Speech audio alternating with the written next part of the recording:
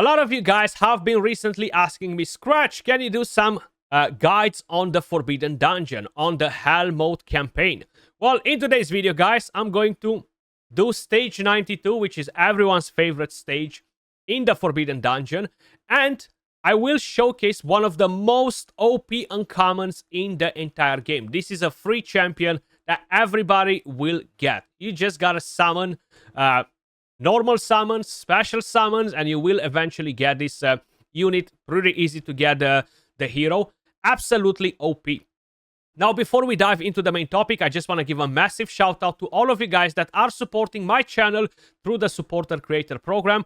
If you guys are not familiar with it, if you want to put your hand on free rewards without costing you absolutely nothing, without having to download anything, without putting in too much of an effort, click on the link in the description down below or in the pinned comment.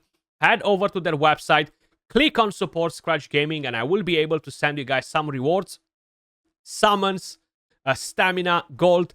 The next batch of rewards will be ready next week, most likely, guys, so stay tuned for it. Once I'm gonna send you the rewards, you're gonna have to come back to the website, click on these lines right here at the top right corner, then go to your page and you're gonna find a coupon code that will allow you to basically claim the rewards that I'm sending you. And by the way, I really appreciate your support, guys. Let's dive into the main topic. What hero am I talking about? Who's that bad boy that's one of the best uncommons in the entire game? Well, let me just quickly show you. Head over to uncommons, and we're talking about Kaylich. Absolutely freaking OP with the Storm Relic, guys. Or at least that's my most favorite one because it has a pretty decent chance at getting the job done. Now, overall as a unit, is nothing crazy in terms of other skills. The passives are decent, but the control that this skill actually brings, attacks all enemies, has a 30% chance to inflict root binding for 1 turn. Now, this hero can be used in campaign if you're struggling on any of the waves and you're trying to control them. It's going to help you.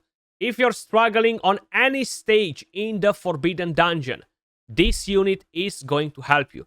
Root binding is super OP. No action can be taken during turn, removed when caster is eliminated. So, very powerful crowd control. As powerful as the stun, to be honest with you guys. There are a couple of units that can stun, of course, but single target mainly. Of course, you can go with Merlin and pull off crazy things, but I'm talking about a free champion. You can summon him from pretty much any type of summons. Is an uncommon, super easy to get, super easy to take to level 60, because the cost is so much lower than basically investing in a legendary unit. Plus, it is a great unit all around. Now, I'm gonna walk you through the builds in a second. First, I'm gonna show you basically what he can do. So with the passive, upon gaining protection, grants all allies recovery increase 1 for 3 turns. With the second passive, when using skill 3, changes the weather to heat. So this can be paired very nice with other hit heroes. The first skill heals the ally with the lowest HP, healing 8.7 of max HP, plus 150. The A2, HP recovery, healing 9% of max HP, and triggers over healing. With the other relics, guys, not all of them will be as useful because this one will have a chance to freeze. Now, freeze is almost as good as well because freeze, stun, and root binding is pretty much doing the same thing more or less. Healing as well. With the fire relic, you're gonna have a chance to inflict confusion. So confusion is something that I don't like. It's not as good, especially for stage 92, where you really want to keep the enemies controlled, stunned, frozen, or having root binding to ensure that they're not able to make a move to act, right? Because if they do that, they will revive one of their allies. Let me just quickly show you, and I will show you a few different stages that I've done. But stage 92, without a doubt, is definitely the most challenging one in the Forbidden Dungeon. Let me know in the comments down below on what stages you want to see content in a campaign as well, and even in the Forbidden Dungeon if you are interested to see more videos on it. So the whole idea right here, guys, is you have these shamans that will basically revive each other every time you kill them if they are not crowd controlled. You see, we have Root Binding on 3 of them with 1 AoE skill. Now, of course, in order to defeat all of these stages that are super RNG, you will have to retry a stage maybe multiple times. Maybe you're gonna get it done from the very first try, but the whole idea is you need the crowd control to be spot on. So right now, if we would kill the unit that doesn't have Root Binding, the rest will not be able to revive that unit. So then you're gonna take down the next one, and the next one following the same steps. Now I'm using in here Gillian. Gillian will give me the healing that I need. I'm using Morgana, which is absolutely insane. Not only because we are able to put a sleep, but we are able to control the attack gauge on the enemies, bring in defense down, regardless if we're using the Storm Relic or the Fire Relic. I do prefer the Storm Relic, to be honest, because is maxed for me. I can put sleep on for 2 turns as well. Sleep is good as a crowd control, but as soon as you touch them, they're going to wake up, right? And running Berryver in here is not necessarily the best thing because you have those extra hits dropping in randomly, and most of the times that can cost you. So right here, I'm basically trying to keep them alive till I have the Root Binding on 3 of them, and then go to kill the next one. Speed tuning a bit your team is definitely very important, and that means to have attack speed on the right champions, more attack speed on the right champions to ensure that your damage dealer will be able to kill the mobs while they are crowd controlled. So we have Root Binding on 2 of the enemies right now. We cannot kill anyone for the moment. You see what happens? So I've actually done this to show you basically, because I've already recorded the run, right? You kill somebody that's not controlled, he's gonna get revived by a different ally. And this goes on and on and on and on forever. Now, of course, this hero is not good only versus this stage. It's actually great versus every single stage that is requiring crowd control, where they're absolutely demolishing you. So I have a couple of different stages as well that I kind of like want to go over to just show you how impactful it is. And as I mentioned, in campaign, you're going to have to do a few tricks, but in order to make sure that you are basically killing everybody, you're controlling everybody so you don't lose any of your allies, you gotta use, of course, crowd control. And Kaylich is gonna be an amazing crowd control champion for campaign as well. So right here, once again, we cannot kill anyone.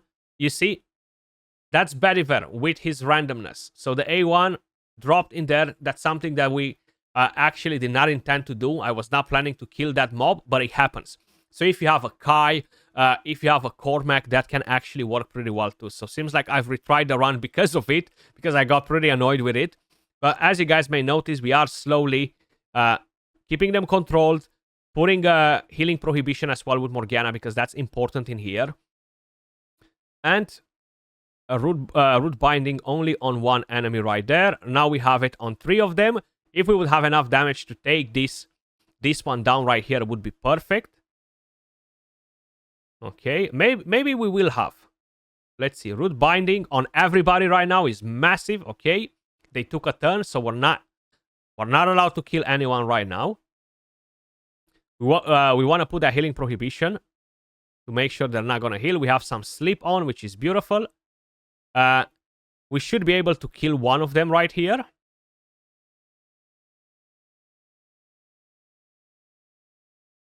Okay. So we're going for root binding once again. We only have it on 1 of them. Out of 4. It's still only a 30% chance with each hit. It's not bad, but it's not perfect either, right? It's not like 100% chance to happen. It's an uncommon hero that we're talking about here. So let's see. Got that down. It's gonna revive because there was no root binding on that one. That's fine. We should be able to put it on the rest and slowly pick them down. Is a lot of RNG with the crowd control debuffs though. That's the main thing right here. Let's see. Okay. We are getting closer and closer. So we had root binding. No, we did not have root binding there actually just yet. Come on, put it, bro. What are you doing? So right now we have it on 3. I'm ready to take 1 of them down. Most likely we're gonna go for this one on the left right here. Okay, not yet. You see, that's why speed tuning is pretty important too. It's pretty hard to control this, to be honest. No matter how much attack speed you have on your units and stuff, all of them are pretty fast for me. Especially when you're introducing a hero that reduces the attack gauge.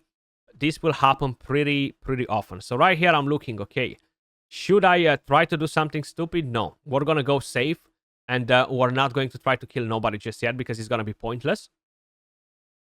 So, can we put a root binding on everybody? Beautiful. So we have it on 3 of them. This is the moment when we're gonna take down one of them, most likely. Okay. It took me around 8 minutes to do it. So it's a bit harder just till you're basically kind of like fixing everything to make sure you have the right debuffs on the enemies. If you have different crowd control units, of course you can use them without a problem. So there we go. Actually, no, we cannot kill anyone just yet. We're gonna try to take that one down, do some damage on that one. Hopefully no random hit. Beautiful. And now, come on, bring me some more root binding. Okay, we killed that one, but we had root binding on everybody, so the unit did not revive. And from here on, it's gonna get easier and easier because we need to control less enemies. So once you kill one, is much better. We took the second one down. We almost took the third one down. There you go. Third one is down as well. And we're left with the fourth, which won't be able to revive. And that's pretty much how root binding actually gets the job done for you. Now, as I mentioned, I've done different floors as well. Floor 95, for example. Again, you want to control here as much as possible. This is going to be really helpful too. So let's go a bit in so we can actually have that up and running. Okay. No root binding there, but we have it. 1, 2. They cannot take any action, so that is massive as a crowd, for a crowd control debuff, you know. Again, root binding, massive. Root binding. Sleep helps too, but root binding is so much better. Of course, as a damage dealer, Believer is the best at the end of the day, but any other solid damage dealer can work. Especially single target ones, because they do bring in bigger numbers. Cormac on steroids can do it as well, but then you cannot really rely on sleep if you're using a lot of AoE attacks, right? From Morgana, and that does help quite a bit as well. Root binding once again, and we're just basically keeping them controlled like this and smashing them. That's the whole idea, and you can do pretty much the same thing in campaign as well. I'm not sure why my internet is still messing up right here with King Arthur. Only with King Arthur once again. For a while it got fixed, then it seems like it's messing me up again. So let me know in the comments down below what stages you want to see in the main story, in the campaign. Actually, I haven't completed all of the Hell campaign yet because I've been slacking on it.